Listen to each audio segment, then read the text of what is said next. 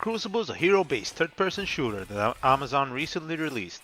Now I can't really play the proper game because although the game says released and they have a fully functional battle pass and cash shop filled to the brim with titty-slapping skins, I can only get into the practice range because the PvP mode lags way too hard due to the fact that they didn't really bother to getting servers up for the majority of the world's population.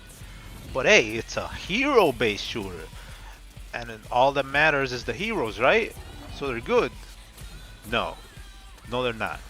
Here's all of them, why I hate them. Well, most of them at least, there's a few exceptions.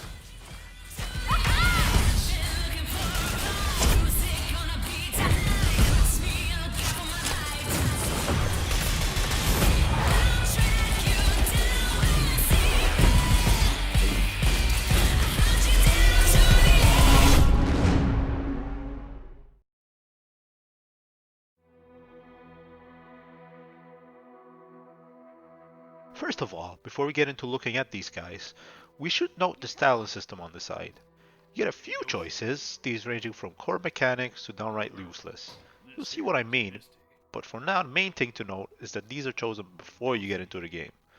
Now you might remember that the trailer explicitly said hunt, level, and adapt, big letters. We are adapting here. Since we can't change these in game, or after we know what we're up against, but that's fixable, right? Apart from that, I won't be talking about balance much since I can't really play in the competitive modes. Again, it lags way too much. And I should also mention that I'm trying out the preset talent tree for these guys, since these are the ones that the developers deem best, right? That being said, I do intend to drag this thing through the mud for what I believe to be a abysmal character design and levels of polish that rival this guy's face, who starts out pretty strong, walking out with what looks to be a splatter of jizz on his face. I'll try to ignore this since I'm sure there's some deep lore explanation for that being there. This guy is your generic, boring soldier guy, however. You see him in every other shooter, so why not have one here as well? At least he stands out a bit by having his bunker thing, so that's neat, I guess.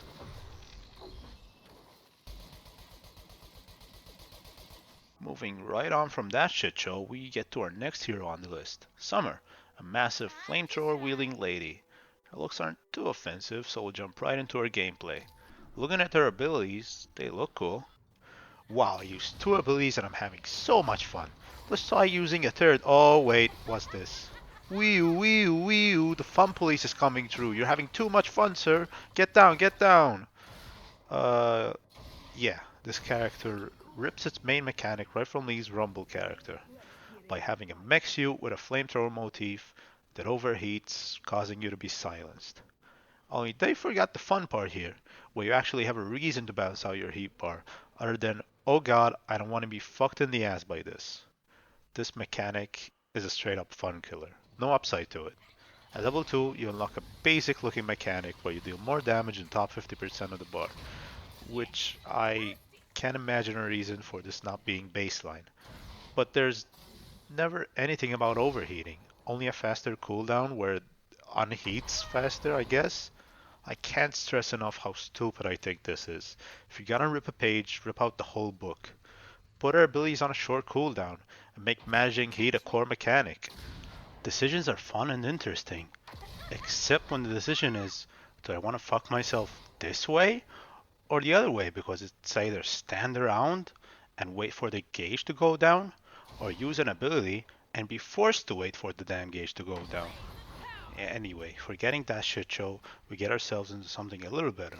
This is the lovable trucker alien guy, Earl. What a champ, look at him. He's carrying around a freaking jet engine that doubles as a minigun. He chugs soda and he's a big beefy boy. What's not to love? Apart from the janky ass animations, of course, which are a common theme here by the way, he's a nice patch that's desperately trying to calm down the gushing wound that is this game. His attack speed builds up the longer he's firing for, with his right click properly complementing this mechanic. He has a dash which feels like it should impact enemies when you hit him, but doesn't until later on. He also has these canister things for ammo, and the gun stops firing momentarily whenever he switches to a new one, which kind of throws me off honestly, but that's probably just nitpicking now, so I'll move on. Oh, and there's this ability that pushes guys away and looks cool. Okay, next up, we're right back into the shillers. We gotta look at Tossgun. Aww, she's a cute super genius cat. That's adorable. Surely she's amazing. She has smokes, x-ray vision, wacky grenades. I can't wait to try this. Oh hey, she's jumping. She's always jumping. Every time you move, she jumps. I might vomit here, so excuse the sounds. I should probably stop. I use the blink so I don't puke all over, huh? Oh god, this is worse. How's this worse? The camera freaks the fuck out whenever I touch the shift button. Okay, so don't move with this character. Got it. Let's press Q. What the fuck? It looks like farts.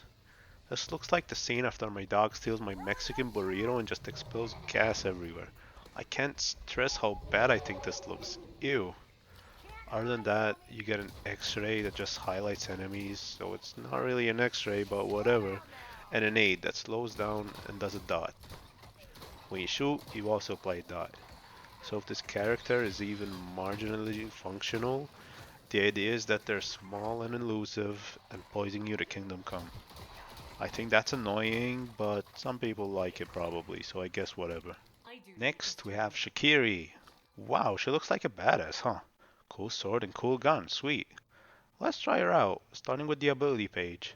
She can switch between gun and sword, running faster with the sword. She has two shields, one big and one small. She can aim down sights and do a big boy slash. Not particularly exciting, but let's give them the benefit of the doubt here and try it out. Immediately, we notice that the sword feels terrible. There's no real feedback on hitting anything apart from these dinky ass white lines that show up. I just slashed a guy with a giant scimitar. Maybe I should feel the impact with some sounds or something. I guess I'm asking for too much though, so let's try out the gun. Okay, it's cute, it's small gun. Oh, it ran out. Oh, I can't reload, I have to wait. Again, I'm having too much fun here, my bad guys. Yes, you are forced into melee combat with this character because the gun straight up blows. I didn't get the chance to try this in a real game, but suppose that the enemies don't get close enough for you to slash them. Then what? I just wait around with my shields for my stupid gun's battery recharge. Sounds exciting, huh? Apart from that, shields are obviously not very exciting, at least to me. And two of them seems like a weird choice on a fighter squishy type character, but again, maybe this works well within the context of the competitive modes. P.S. I highly doubt it. Anyway, let's check out Bug. Can we be friends? Uh, I'm sorry, I must have misheard her. Let's try again. At the ready. Hi, I'm Bug. Are these placeholder voice lines? Nope, that's a real voice. Okay, great, already hate her. I am so Ignoring the voice, that sounds like a text-to-voice generator made. Small budget, I guess. I don't fault her kit entirely. I mean, it's not my style and sounds boring to me, but I guess some might not mind it. The core mechanic here is plopping down these seeds, which you can shoot at any time to sprout a lightning plant. Yes, a lightning plant. This is this game's classic turret-based character. Now, why they went immediately to a freaking lightning plant baffles me. This would have been like the fifth on my fantasy plant list, but it's a small complaint. What isn't a small complaint is that you cannot interact with these plants apart from this stupid shield which takes forever to channel and doesn't even visually show up on the damn things. This is not a completely original gameplay design by any stretch of the imagination. Every hero-based game I can think of has one of these guys. League has two in the form of Heimerdinger and Zyra, Overwatch has another in Torbjorn, even freaking Paladins has Barrack. And they all can interact with their towers. It's interesting that way. Not here though. Apart from that, this character can fly a bit and piss themselves to slow down enemies. I don't know, I'm not a big fan of this one, but I guess it works fundamentally at least. Taking a breather here, we have a character I don't completely hate. Hooray! Truckhull is a hammerhead shark resembling badass alien. He's the classic dumb brute type, and he surprisingly has what appears to be interesting gameplay. He's a melee focused guy with some dashes and a ranged attack, but the peak of my interest lies in his two other abilities, which both split up into another two. When you press one of these, you get a choice.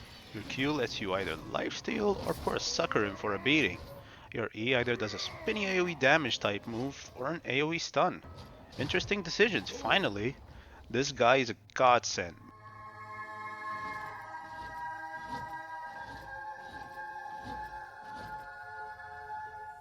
But a few good job points I have to take away for some visual animation bugs and a lack of the ability to queue up your moves, meaning if you're slashing away mindlessly and start mashing an ability because now you want to pull the guy, you won't do that ability ASAP. Instead you have to let go of your left click, wait for everything to stop a bit, but you can learn to manage this at least I suppose. And he's a nice breath of fresh air before we dive straight back into the shit pile again. And diving right back into the bad, we have Rahi and Brother, a 2-in-1 style character. Visually, I like this duo. The guy's fun and cheery, the bot's small and cute, and they look lovable in a nice way. His kit blows though. He has 3 passives with some weird UI bug going on this page, and a typo. I should point out that this game is in fact not in a beta, even though it is very clearly unfinished. But keeping up with his abilities, we have a passive that tells you where enemies are, where the little robot guy is on you. His name's Brother, by the way. And you get a shield. Don't mind the small oopsie with the talons there. Whoops. Not sure what's going on there. I can charge up a super jump, which again bugs up the UI a little more for good measure. Apart from that, you can send your little brother somewhere so you can teleport later, which about sums up what the little guy does. I'll briefly mention how boring this is that he isn't used more before moving on. He has 2 shields, one he can throw out to allies and debuff enemies, and a personal shield, which although not mentioned, is a channel, so you can't do anything while it's up. And it makes you float? Okay, that seems random. You can also right click for a sonic punch that takes away a smidge of shield to do more damage. His primary is also a laser from his knuckles, and keeping up with the core mechanics being locked behind levels, it doesn't increase in damage the longer it's held until level 2. The main complaint I have with this is not his boring kit, which I have absolutely no interest in, but how bad he feels to control. His right click is very weird to hit and has no feedback. The left click has no indicator for damage charged up. And the rest of his abilities lock you in these weird states that stop you from playing for a while. But next up, we have a Jonah, a cool looking fishy alien lady with a harpoon. Props to the team for the cool visual design here. Boost to the gameplay team for giving her the least interesting kit yet. She has no passive. Her left click is a normal bullet. Her right click is the 3rd time we're seeing an aim down sight mechanic. Again, taking up a whole ability slot here for just a little zoom. She has a jamming shroud, which is a little EMP device that stops enemies from detecting you, and a mine that supposedly explodes and slows the enemies, even though it doesn't work in the practice range. It also makes this annoying beeping sound, which can sometimes get a little loud. Finally, she has a grappling hook, which is the only thing that's marginally interesting here. Overall, the most bare bones set of abilities yet. A shame they wasted such an interesting design here. Oh, and on top of that, every time you jump, her hair gets stuck in her body. Whoops. Finally, we find Sazan, a multi-weapon soldier type lady. Her visuals are what I expected the first guy to look like, in that she's a generic soldier looking character, but I don't mind it otherwise. Her kit on paper is great. She has a teensy dash and 3 weapons that excel in different situations, so she's a jack of all trades character, right? Well, again, you can't reload. Instead, you get to shoot them for a really short time before you are forced to swap and wait out a 6-second cooldown on each one. Now this isn't too bad if you're emptying older clips, as you only have to wait about 2 seconds max there. But if you want to swap them before you empty say the SMG, you can easily get locked out of play by your own kit for several seconds. Again, this fucking blows. Just let me reload. I get that you want to incentivize swapping weapons here, but why force me to? If I'm facing say the melee dude, I probably would rather not switch to the shotgun for example, so why am I forced to? This type of balancing and design seems prevalent here, where they don't create an interesting kit for the player to play around and figure out. Instead, they force feed you these one playstyle type characters, and you better freaking like them. Why not give me the option to be slightly less efficient if it means I get to play how I want? You're creating a solution for non-existent problems with these mechanics instead of making them an interesting decision for the player. Whatever. I just wanted to say all this crap because I genuinely had high hopes for this title. It's got a massive budget, fueled by frickin' Amazon, suckling on Jeff Bezos' teeth to make a brand new competitive shooter. The aesthetics here are interesting and the world is colorful and cool, but the characters are almost universally dog shit. If I'm not interested to play any of your characters in a hero-based game, then why the hell should I play? The game's very wide array of visual bugs and terrible animation with models clipping with themselves make the whole thing seem super cheap and like it was released way before it should have been because they wanted it to make a few bugs before they dropped it because they got bored of it. This feels like an open beta that should have gathered all this feedback and fixed all these weird bugs and shit, but it's a release game, and while I'm sure they'll be addressing most of the bugs and stuff, first impressions are vital in these situations. I lost all interest in this game. I'll probably not be returning. That's the end of my rant. If you got to this part, big thanks. Just in case it's not obvious, I do not recommend this game in its current state, but hey, they surely have the budget. Maybe they'll fix it. Not that I care anymore, but would be nice to remember in a couple of years' time and go, huh, they really did fix it. Realistically, though, it'll probably not live long. These types of companies don't really like to fix these types of games. It's just not worth it for them. But hey, I've talked more than enough now. Fingers crossed for that new MMORPG they're cooking, though. And I'll see you in the next one. Okay, bye.